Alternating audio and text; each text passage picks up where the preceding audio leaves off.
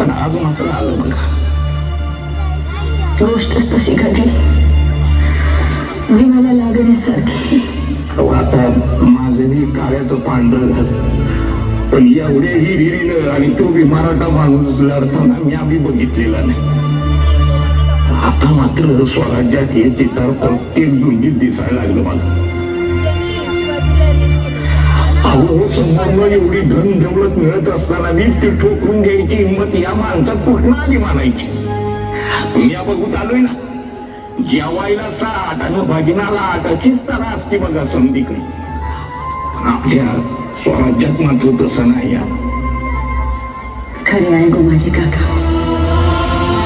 स्वराज्यातला एकही माणूस इथे केवळ पोटासाठी चाकरी करत नाही.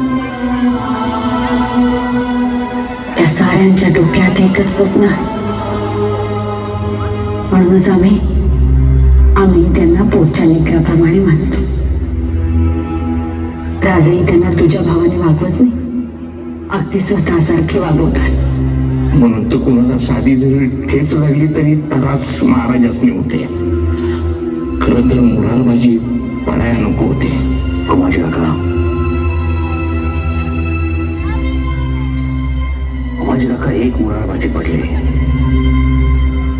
आता बाकीच्या मुरारबाजींना वाचवायला पाहिजे. वय महाराज, तुम्ही तर प्रत्येक माणसाला जीवापाड जगताय बघा. रघुनाथ पंथाला बोलावल्याचा निरोप द्या.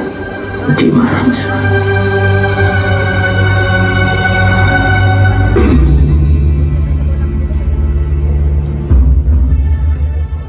हौसाहेब आता वेळ येऊन ठेपली आहे.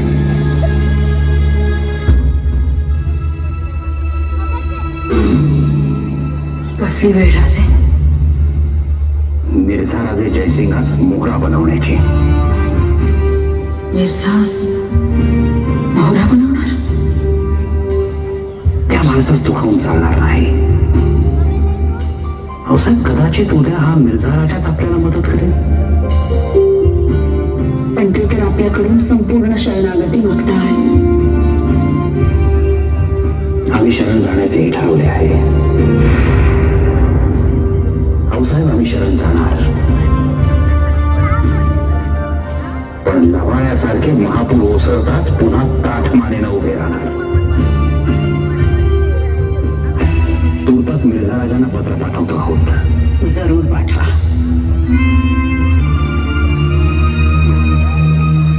बाळाजी, आजची तर्जुमा करून पत्र ताबडतोब मिर्झा राजाकडे रवाना करा.